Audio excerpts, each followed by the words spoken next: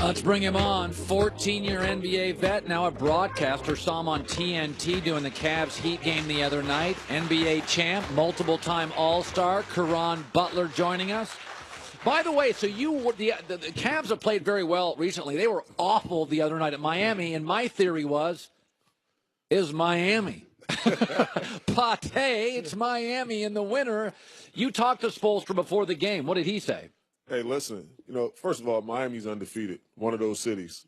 Miami, Vegas, Chicago, the nightlife, they're undefeated. But Spoelstra was they was extremely confident, with the birth of his new son. Congratulations on that. Great dude. Yeah, great person.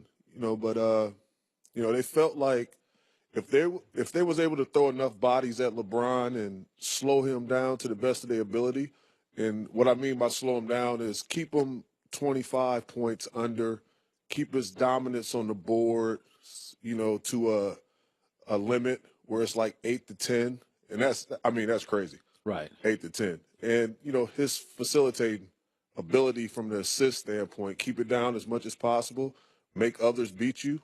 And I know we're going to talk about others shortly, but that's exactly what happened. Does Spoelstra, who knows LeBron, when Spoelstra coached LeBron, Bosh could score 22, Ray Allen came in, Dwayne Wade, even guys like Shane Battier, Udonis Haslem was always a factor, Mario Chalmers. When Spoelstra watches this LeBron, what does he make of it? Hey, listen, this is what I've seen from it. And, Eric Spoelstra did an excellent job of just, throwing a lot of bodies at him. But what we notice, as we evaluating this game is defensively is challenging for the Cleveland Cavaliers.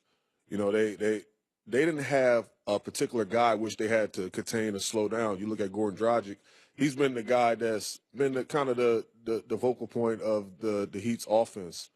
And, they didn't have no one to identify as that guy, that primary guy, and everyone was scoring. So that was glaring to me. And also, just who is the other guy for the Cleveland Cavaliers? If Kevin Love has to be it. Has to be. Yeah, he's a pick-and-pop guy, a guy you can put on the elbow. He can facilitate. But I'm talking about when it comes down to identifying that second guy, the Robin, the playmaking guy. They don't have one. I don't see it. Yeah. And you're putting a lot of pressure on guys like George Rodney Hill. Hood, George Hill, No, Jordan Clarkson. No, they're not that guy. They're good guys. They're excellent role players, but just that guy on that stage playing with the best player in basketball, that's extremely tough. By the way, Dario Saric, tip of the cat to the Philadelphia 76ers, who were honest. Dario Saric last night, I love this kind of honesty from an NBA player. Sixers have won 8 straight. Here was Dario Saric after the game. Are you intimidated by anybody? No, I don't want to play against LeBron. He's obviously, in the top 2, top 3 players in the world, in the history maybe, and I don't want to judge him. Everybody else, are welcome to come here. What do you make of that? LeBron got that vibranium, man. He don't want to play him.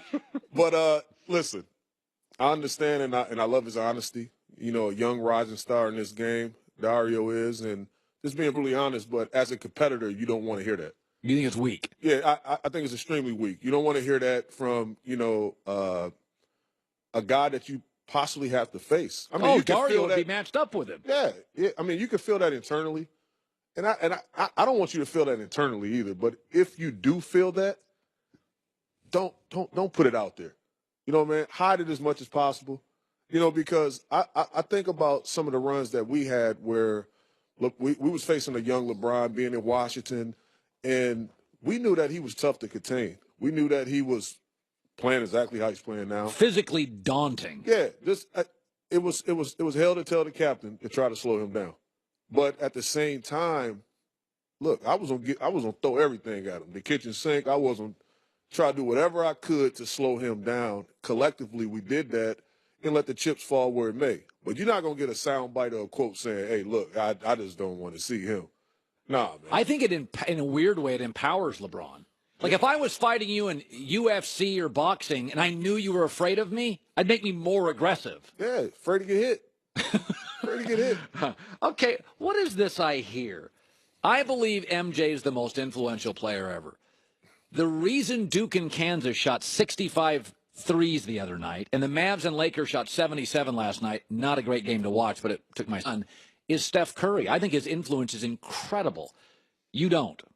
It's amazing. I do believe that Steph Curry's influence is super impactful because now you're almost getting a sellout audience to watch him warm up. You see his ball handling. Oh my God, skills. all over YouTube. Yeah, and it's something intriguing to watch. And every kid just believes that you can just come in the gym and just start raining threes like that, and that's not the case. Like Steph is a guy that focuses on his skill set. He comes from a basketball, tradition, a basketball family, and coach, one of the best players ever to shoot the ball in Del Curry. So he grew up around this thing for a long time. So you do think he has influence? Yeah, he has a lot of influence. He does have a lot of influence. I think he's the guy that got guys playing on the perimeter as much as possible. Hey, listen, man, the three-pointer has been available forever. I've said this about Chip Kelly. People know huddle at the end of football games for the last 40 years. Chip Kelly just said, we're never going to huddle. So you can't say Chip Kelly's the best coach. Chip Kelly's arguably the most influential coach in college football in 30 years. Not Nick Saban's the better coach. Gotcha. Chip Kelly's the more influential. McDonald's doesn't have the best burger.